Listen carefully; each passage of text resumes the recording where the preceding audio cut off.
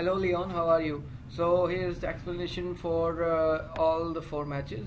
Here you go. Now you have A versus A.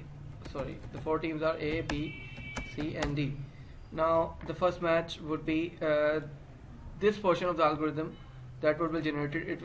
It would be the circular algorithm, and well, after the circular algorithm has generated all the possible matches that are bound to happen, like A versus B, B versus A versus C, then C versus A, then A versus D, and D versus A, and B versus C, C versus B. All the enumerations are calculated by the circular algorithm. After that, the round robin algorithm works. Now, what the round robin algorithm would do is check that the HHA pattern is being achieved. Now, as you can see, now our round robin algorithm actually has a check for at least two away matches. But for now, let's do this way. Let's do it this way. Now, let's what our algorithm would start doing is it would take the last match. The last match is for an example, or it would take such a match that falls in the parameters that we do. Now this match is not following in our parameter. It will be taken out and thrown and swapped with a match that follows the parameters, like C versus D. Yes. Now this match would go here, and C versus D would be pushed here. Then we will check that okay, C is also coming two times. Then again the same thing would happen. We would come up with a match that doesn't have multiples, say D versus B, but yes, D is also coming, so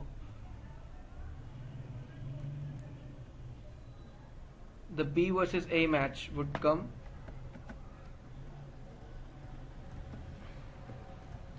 Above.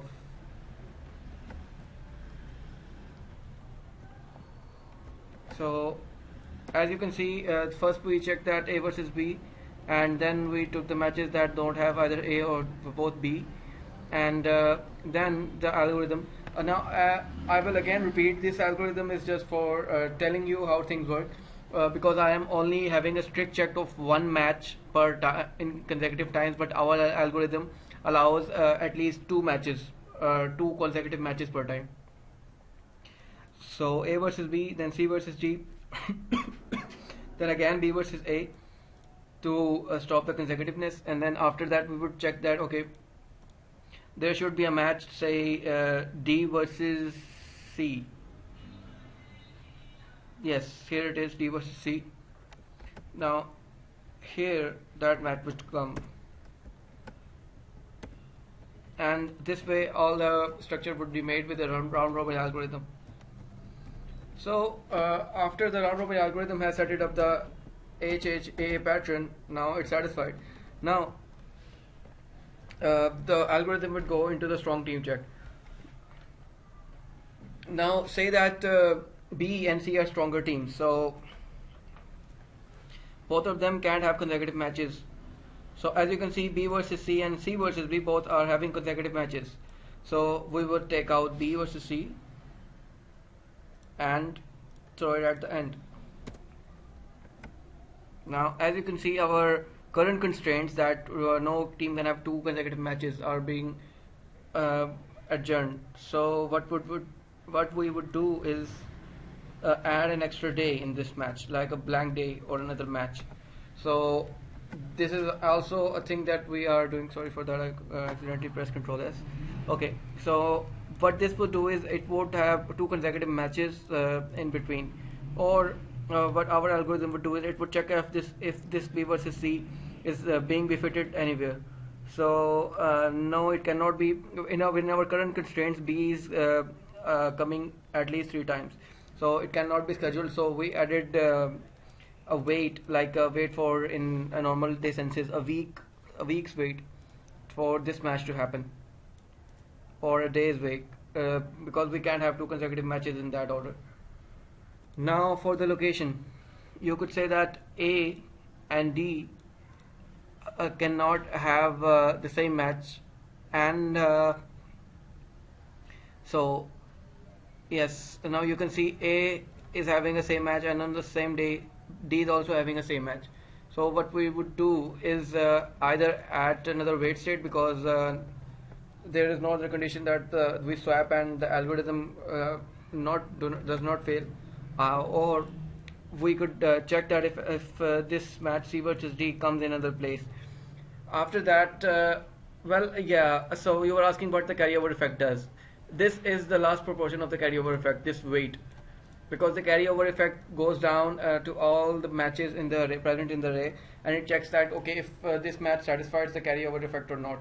If it doesn't, that the last base case of our carryover effect is that we add a wait state and we add a blank day. Now the major part. Now we split the array into two parts. Okay, so here we go. A 1 2 3 4, there are total 12 matches. So what we would do is, so this is the half.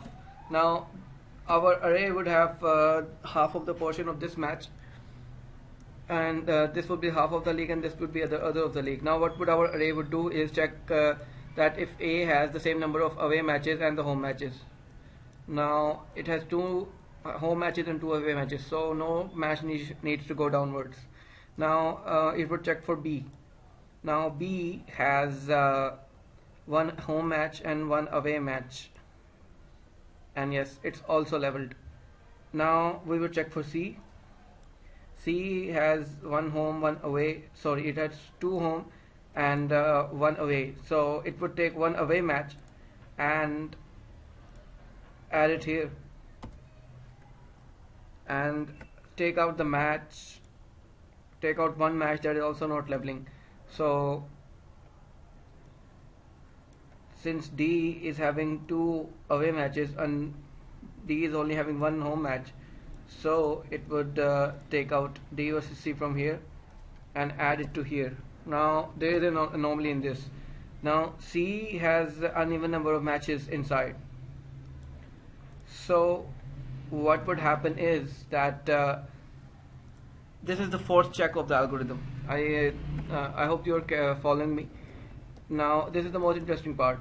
Now since either swapping D or C can fixate our algorithm, so we will take such a match that doesn't belong to either of the matches, say C versus A, but in doing so we would be affecting A's category. And if we take away, now we would check that, okay, if we take such a match, we would do a multiple swap then, so that both the conditions could be satisfied. So with that part, we would take two matches that are involving C and swap them with two matches that are involving C as well from here, to level both the home and the away matches. So that is how the loop works and the if conditions work. So this is the entire dry run of the algorithm. I hope you followed along, and if you have any other questions, then you're free to ask me. Thank you very much. Goodbye.